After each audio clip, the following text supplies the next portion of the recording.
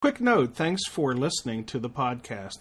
If you're interested in attending an upcoming Situational Awareness Matters tour stop, head over to the SA Matters website and click on the blue box on the right side of the homepage labeled Upcoming Event Schedule. More than 500 agencies on 4 continents have hosted Situational Awareness Matters programs. If you're interested in hosting a Situational Awareness Matters program in the fall of 2016, contact me now. The samatters.com website, click on the Contact Us tab, and we'll get something set up for you. My fall schedule is filling up pretty quickly, so don't delay, and I'm already booking programs for 2017. All right, let's jump into today's show. Sponsored by Midwest Fire. For more than 20 years, Midwest Fire has been manufacturing high-quality tankers, tanker pumpers, and fire rescue vehicles in the United States and Canada. Keeping firefighters safe while enhancing their capabilities is what they do best. To learn more, go to MidwestFire.com.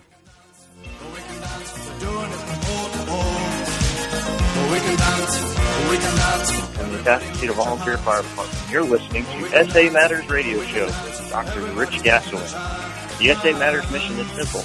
They want to help us see the bad things coming in time to avoid bad outcomes.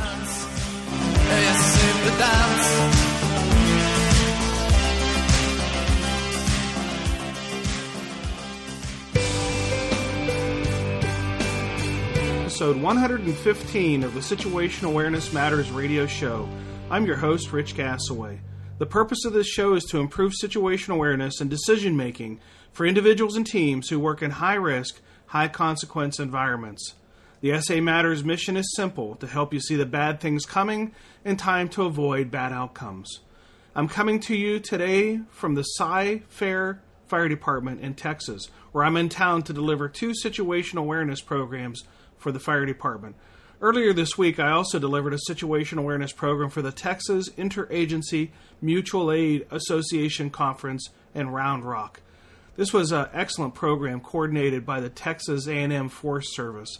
Thank you to Steve Pollock for the opportunity. This is the second program for the Texas A&M Forest Service that I've delivered this year. The first was in April for their leadership team. Thank you for the faith and confidence to invite me back, and I certainly appreciate your support of the mission. There's something special about the program I'm doing this week in Firefighter that I wanted to take a moment to acknowledge. I've been conducting over 100 to 150 situational awareness programs each year since 2009. The popularity of the message has grown over the years to the point where now I have an opportunity to bring on some help. So I've developed a master trainer program to train some others to present this important message. The master trainers will be a small cadre of high-quality, experienced public safety professionals with exceptional presentation skills. I'm going to provide them with the neuroscience background, and then they will be able to help lighten my load and deliver some of the programs for me. No, I'm not retiring. I'm just getting smart about how to meet the demand for this message and to get it out to all the departments who want it. It really pains me to tell a department that I don't have room in my schedule to help them out when I know they need this message, because this message can and does save lives. So my first master trainer, Fire Chief Jerry Strike, is along with me on this trip doing his foundational SA Matters training. Thanks, Jerry, for joining me and the team, and I'm super excited to have you along and helping to advance our mission to even more first responders, law enforcement agencies, business leaders, and industrial workers. I guess technically Chief Strike isn't my first master trainer, he's my second. Excuse me, the first was Indianapolis Fire Lieutenant Patrick Harper, who's been trained to deliver the message to the industrial sector. Hey, speaking of the SA Matters programs, if you want to get something scheduled, contact me on the SA Matters website. If you're interested in maybe looking at a way to do this at a discount, I host a number of what I call companion programs. These are programs on adjoining days to other programs. So if you see I'm delivering a program within a couple hours of your department and you think you might want to tag along as a companion, contact me. You can save as much as 20% off the program cost by being a companion to an existing program. That's what I'm doing this week in Texas. While I was here doing the Texas Interagency Mutual Aid Association Conference, Sci-Fair saved money by joining on as a companion. That's what I did for Brighton Area Fire Department last week when I was in Michigan doing a program for the Eastern Michigan University. And that's what Spokane Fire Department did while I was in Montana for the Montana Fire Alliance Conference. If you want to be on the list of the let me know when I'm in your area, contact me through the SA Matters website, and I'll let you know when I'm going to be in your region. Okay, in today's feature segment, I'm going to discuss two near-miss events that involved vehicle fires. And I'm going to jump right into the feature segment now, but when I'm done, stick around because I'm going to announce where the upcoming SA Matters tour stop events are going to be. Okay, let's jump into the feature segment as we look at situational awareness at vehicle fires. One of the loyal Situational Awareness Matters readers, whose name and department I'm withholding in confidence, for sending me a picture and a story about a van fire. No, what they called a routine van fire that his department had. On the arrival of the engine, the officer reported a working fire, and the crew pulled an 1 3/4 line and started the attack. Then something unexpected happened, followed by something very unexpected, followed by something even nearly tragic. Everything seemed in order. A firefighter was on the attack line in full PPE, and then, unexpectedly, the vehicle started rolling. Before they knew it, the vehicle was careening down a hill with a firefighter on a hose line in pursuit. And to complicate the situation further, there was a firefighter in the driver's seat of this van that was on fire. How did this happen? The crew arrived and began fighting the fire. As the vehicle started to slowly drift, one of the firefighters jumped behind the wheel to ensure the vehicle was indeed in park. The van started to roll faster down the hill. The firefighter depressed the brake pedal. The sudden stoppage of the van caused the fire-weakened fuel line to rupture, and the vehicle erupted into flames.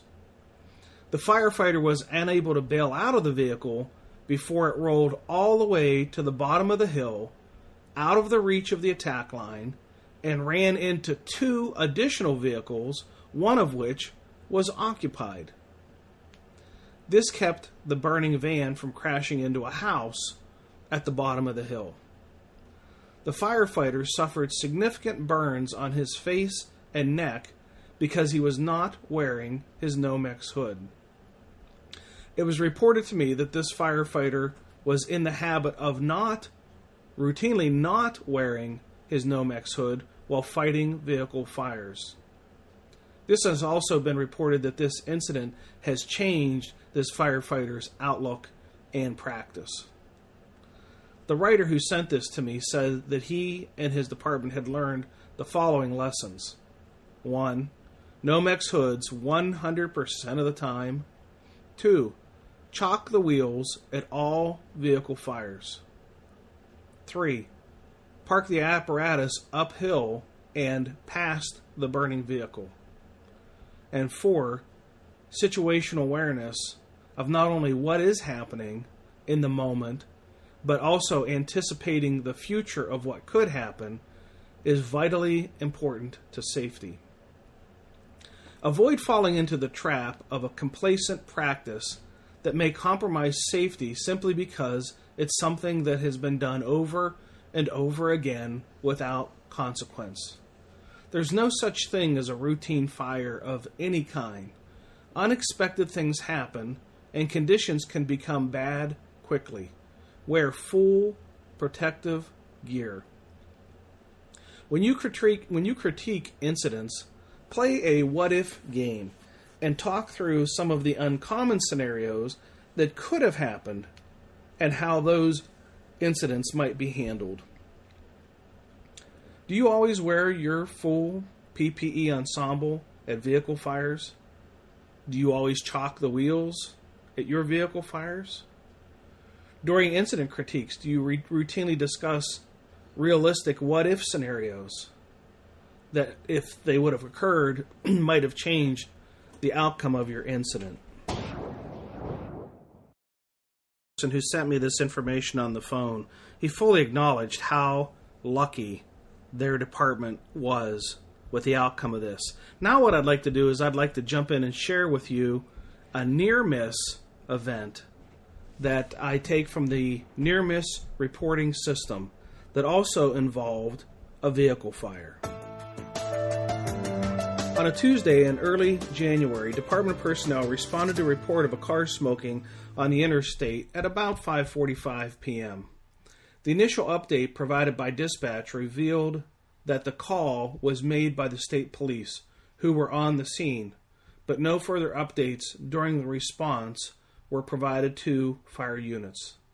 The weather was about 28 degrees Fahrenheit, and the wind chill factor was about 22 degrees. Approximately 1 mile from the scene, the first responding unit, we'll call it Squad 1, their crew could see flames coming from the vehicle. Upon arrival, about 5 minutes after the call, Squad 1's officer established command, advised dispatch the fully involved car was located on the outside shoulder and prepared to extinguish the fire. Squad 1 then requested the additional vehicle, Ladder 1, to assist by providing traffic control and scene safety by blocking the scene. The Department of Transportation Roadside Assistance Team and the state police assisted with traffic control for 3 of the 4 eastbound lanes. Squad 1 was positioned approximately 100 feet from the car fire, blocking the right lane.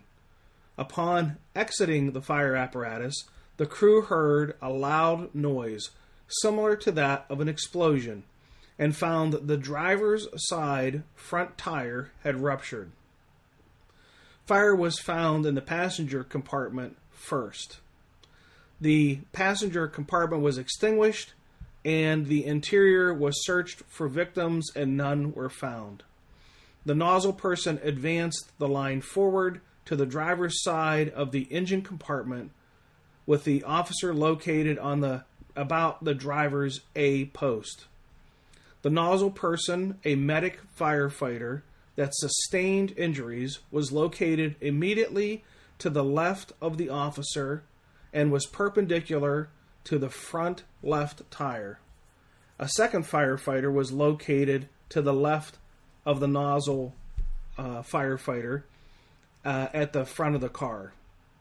He was prying the hood for access to the engine compartment where the active fire was located. Access was gained as the nozzle person, approximately 3 feet from the driver's fender, was suppressing the fire with an 1 3/4 attack line. Approximately 60 to 90 seconds later, a second explosion occurred. It was not known at that time that the nozzleman was struck by an unknown object in the face piece and helmet, causing injury to that firefighter. The nozzle person continued suppression efforts without delay or indicating that they had been injured. After the explosion and suppression of the fire on the driver's side of the engine compartment, the crew advanced toward the front of the vehicle. At this point, the officer visualized the nozzle person's helmet chin strap secured tightly, but the helmet was pushed backward with the firefighter's fire-resistant hood displaced, showing a significant amount of bare skin. Still, nothing was thought of or any concerns made about the incident. The officer radioed that the fire was out about 15 minutes later. A fire investigator was called to the scene to determine the origin and the cause of the fire. After placing Squad 1 back in service, the nozzle person notified the officer that she was experiencing a headache. She advised the officer that when the explosion occurred, something hit her in the head, or actually in the helmet, and knocked her helmet backwards. Upon inspection of the helmet, it was noticed that the brim appeared to be damaged. The extent of the damage was not realized until the crew had returned to the station and inspected it in a well-lit environment. Furthermore, upon inspection of the nozzle person's SCBA mask, the officer noted a significant scratch to the clear facepiece and damage to the upper support bracket. Based on the extent of the damage to the firefighter's PPE and the medic firefighter's complaint of a headache, the officer notified the appropriate department authorities and documented the injury and the damage. Within 2 hours following the incident, and after having refused further medical evaluation earlier, the medic firefighter began feeling nauseous, dizzy, and complaining of blurred vision. The nozzle person was then transported to the local emergency department and was diagnosed with a moderate concussion. After being released from the emergency department and resting at home, the medic firefighter presented the next morning with significant bruising on the upper left side of her face and forehead. The medic firefighter is currently under doctor's orders to continue rehabilitation at home with continued medical follow-up. The health and safety officer and the fire investigator were able to investigate the remains of the vehicle at the secured facility the shift following the incident. With the information and evidence found, the cause of the second explosion was determined to have come from the rupture of the front passenger tire. Officials surmised that this explosion caused parts of the vehicle and debris from the interstate to become airborne, striking the Jersey wall and deflecting back across the hood of the car where it struck the nozzle person. The collision of the debris with the nozzle person struck her facepiece and penetrated the brim of the helmet, pushing her helmet backward and knocking her backward. The lessons learned. There is no routine call in the fire service. All calls, common or not, have the potential to present unexpected hazards. It was determined that the officer and crew followed all their departmental SOPs, their vehicle firefighting strategy and tactics, and fire service best practices while operating on the scene. The nozzleman was wearing full PPE, self-contained breathing apparatus with a mask, and was on air.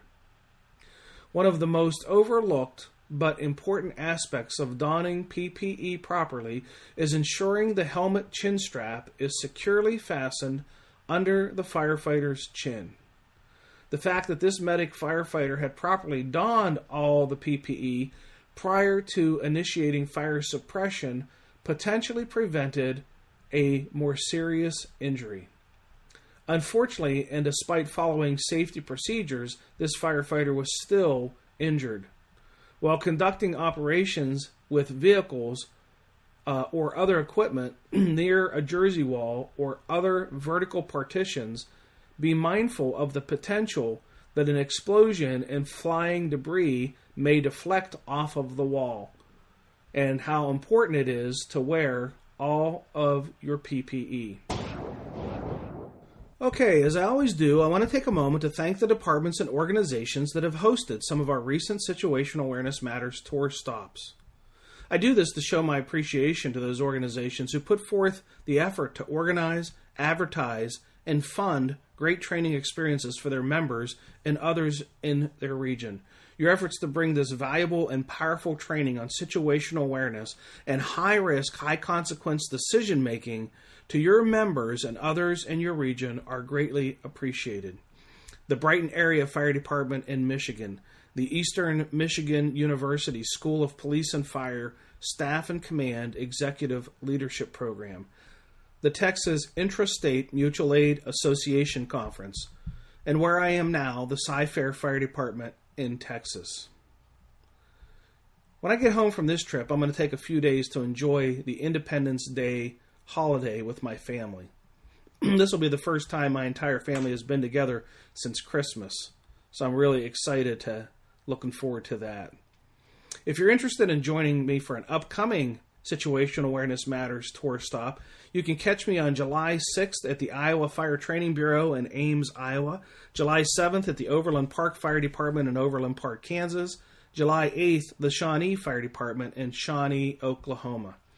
Then I'm going to take a little time off for my annual Boundary Waters Wilderness Canoe trip. I've taken this trip every year since 2005, and it truly is the highlight of my summer. July 23 to 26, I will be in Phoenix, Arizona for the NSA convention, and then I'm going to go on a Boy Scout high adventure trip where we are going to be sailing off the tip of Florida for 14 days. And this will mark as my third Boy Scout high adventure trip that I've taken, and I'm proud father of 2 Eagle Scouts and a third one on the way. My daughter also had earned the Gold Award recipient from the Girl Scouts. Great organizations have done wonderful things to help my kids become the young adults that they are. This coming high adventure trip is going to be 2 weeks on a boat off the Florida Keys. For you scouts out there, it's known as Sea Base.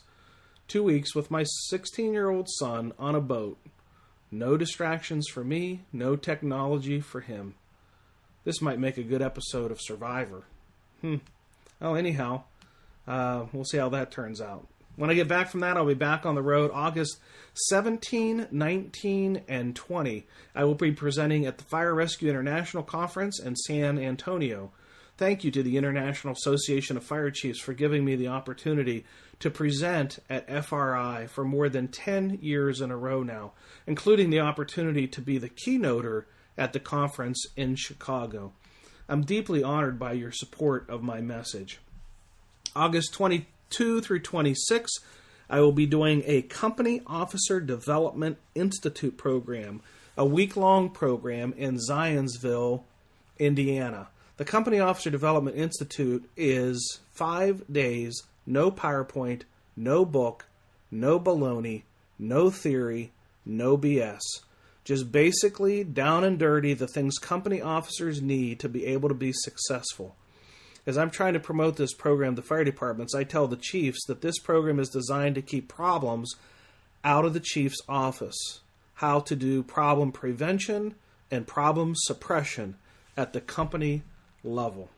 And it works. Several fire departments have made this mandatory for promotion. This will be our 24th authoring of the Company Officer Development Institute program. August 27th, I'm going to stay on in Zionsville for an encore flawed situational awareness program. Then on August 28th, I'll be doing a situational awareness program for Heartland Deerfield Fire Department in Michigan. So as I do this trek through Indiana and Michigan, if you're interested in a companion program, this is a great opportunity. If you're in Michigan, Indiana, Illinois, or Wisconsin, because I will be driving to these programs and I will have some capacity to stop off and do companion programs. September 8th, I'll be doing a program at the Arizona State Fire School, also an opportunity for a companion program in Arizona if you're in Arizona and you want to tag along to that. September 10th, I'll be doing a program for the Upper Providence Township Fire Department in Pennsylvania near Philadelphia. That also creates great companion opportunities in Pennsylvania, Maryland, or New Jersey. September 13th and 14th, I'll be at the Horry County Fire Department in South Carolina. That's the Myrtle Beach area. Also creating a great companion opportunity in South Carolina or North Carolina. September 23rd, I'll be keynoting the Wisconsin Fire Chiefs Association Conference. September 29th, the Welcome Fire Department in Minnesota. September 30th, the Sioux Falls Fire Department. I'll be doing a program for their leadership team, and then I'll be staying that evening to keynote their recruit class graduation. Thank you so much to the program hosts, and here's hoping there'll be a program near you, and we'll get a chance to meet up. The last time I delivered situational awareness programs in southwest Minnesota, I stopped by to visit my sponsor of this podcast show, Midwest Fire. Midwest Fire makes all poly fire apparatus that are changing the industry. You seriously need to check them out at MidwestFire.com. Anyhow, while I was there, I had a chance to sit down and talk to some of their employees about what separates Midwest Fire from their competitors. Here I got a chance to ask account executive Dalton Lingbeck about the various types of apparatus that they build. Let's listen into his answer. Okay, Dalton, tankers and tanker pumpers. That seems to be the game for Midwest Fire. I see, even as I'm here at the factory, I see a number of tankers and tanker pumpers. But do you build anything else? What is it? Are you basically just a two-product company, or do you have other types of trucks that you're building for customers? We do in fact build a lot of tankers and tanker pumpers. They are our bread and butter. We love building them, and they're a great product for us. But in fact, we do not only build tankers and tanker pumpers. We try and fill the whole department. So if anyone needs to replace their fleet, we can do it. We do a lot of roll pumpers. We're starting to do more and more of those. We don't really trend towards more of the major metropolitan cities with pumpers. We leave that up to the guys that have been doing it for a long time. We take care of our customer base, which are volunteer firefighters, rural firefighters, and we provide them with the rural pumpers. We also do quick attacks. We do a lot of rescue quick attacks, mini pumpers, not necessarily the PTO mini pumpers, but we do portable pumps on these things. So essentially it's a lot of rescue tools. It's on an F550. It's got a rescue-style body, but we call them quick attacks. And then finally we do brush trucks. And brush trucks we love doing these because these things are one of the coolest trucks and coolest firefighting pieces of equipment on the face of this earth. We've been doing a lot of those. We've started doing brush trucks around 2.5 years ago, and we have been building roughly 10 to 15 a year, and we're increasing that by the day. It's a really cool thing, and you'll be seeing a lot more Midwest Fire brush trucks in the future. So if somebody wanted to see what these trucks look like, are there pictures on the website or a gallery, or is there someplace they can go to put their eyeballs on what we're talking about here? Yeah, definitely. We have many areas where you can see the pictures. We have a Twitter account. We do a lot of delivery pictures and just pictures in general on our Facebook. That's a huge place for people to go see us. But the biggest part is our website. We do have a deliveries tab, and you can see all recent deliveries on our website from the day they were delivered all the way back to how many ever years ago. Yeah, nice. So if you want to learn more about the types of apparatus that Midwest Fire is building, tankers, tanker pumpers, quick attack pumpers, brush trucks, rural apparatus, visit them at MidwestFire.com and see how they can help you. Thank you, Midwest Fire President Sarah Atchison, and all your staff for your awesome commitment to improving first responder safety. I sincerely appreciate your support of my mission. Hey, if you're interested in seeing all the locations of the upcoming Situational Awareness Matters tour stops, head over to the SA Matters website and click on the blue box on the right side of the homepage labeled Upcoming Events Schedule. The schedule is always changing, so check back often. I want to share with you some feedback I received recently. I don't share this feedback to brag, but rather I do it to show appreciation to those who have been inspired by the message and take time to send me their encouragement. So this actually comes from Don Swinner, and here's what he said. Just had the privilege of attending Dr. Richard Gasaway's Situational Awareness Matters class, and it was eye-opening. Just when you think you see the whole picture at an incident, I find out that there's over 100 barriers that can flaw my perception of an incident and potentially lead me to an unwanted outcome for myself and my crew. This should be required training for every member in the fire service. Thank you so much for what you are doing to educate the fire service about situational awareness. Wow. Thank you, Don. I cannot begin to tell you how messages like that inspire me to work even harder. So thanks for those who do take time to send me a message. If you want to give me feedback, I'd love to hear from you. Just go to the SA Matters website and click on the Contact Us link. It's really that simple. If you have someone you would like to see as a guest on the show, go to the same contact link and send me the information about who you want to see or hear. If you've experienced or witnessed a near miss and would like to have a platform to share your lessons learned with others, contact me the same way. SAMatters.com, the Contact Us link. Think about it for a moment. The lessons learned from your near miss event could save the life of another first responder. If you want to share your experience, just contact me. If you haven't subscribed to the SA Matters radio podcast yet, please take a moment to go over to iTunes or Stitcher Radio and subscribe. And while you're there, please consider leaving some feedback about the show. And if you like the show, give it a 5-star review. This is really important because it inspires me to work harder for you. I can't tell you how cool it feels to see a nice review on iTunes or a 5-star review on iTunes. It really, really does motivate me to work hard for you. So thanks for the subscriptions and thanks for the feedback. SA Matters Radio on iTunes or Stitcher. In case you didn't know, I've written 3 books on situational awareness. These books contain critical lessons for improving situational awareness and high-risk decision-making. Why would you want these books? Because these lessons could save your life. Seriously. If you want a copy, just go to SA Matters website or go to Amazon. If you're not a member of the SA Matters community of learners, there's several ways to get connected. First, you can join as a member. There are over 5,000 members connected on the SA Matters community of learners, sharing ideas about how to improve situational awareness and how to make better decisions under stress and how to help members become critical thinkers and resilient problem solvers. Membership is free, F-R-E-E, free. And when you sign up, I'll send you a free report too that I've created just for the new members called 25 Best Practices for Improving First Responder Safety.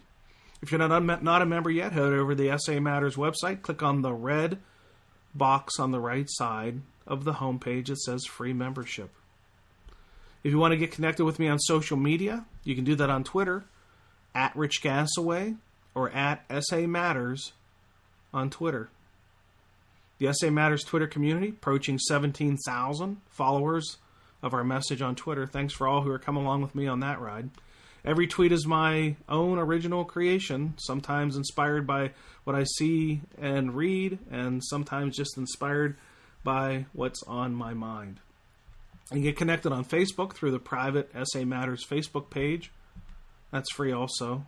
Facebook.com/groups/SA Matters. There's an enticement in there. If you join the group, you get 50% off my latest book. That'll save you $20. On LinkedIn, you can find me by searching Rich Gasaway on LinkedIn. I also have a YouTube channel. If you want to watch some videos, I've got some videos out there for you.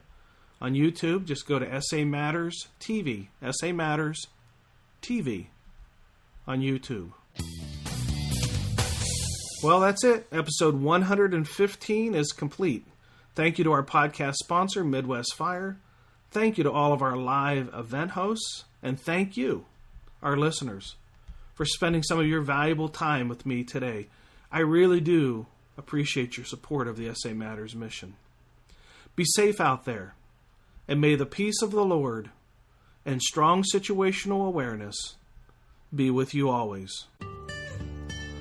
You've been listening to the Situational Awareness Matters radio show with Dr. Richard B. Gasaway. If you are interested in learning more about situational awareness, human factors, and decision-making under stress, visit SAMatters.com. If you are interested in booking Dr. Gasaway for an upcoming event, visit his personal website at richgasaway.com.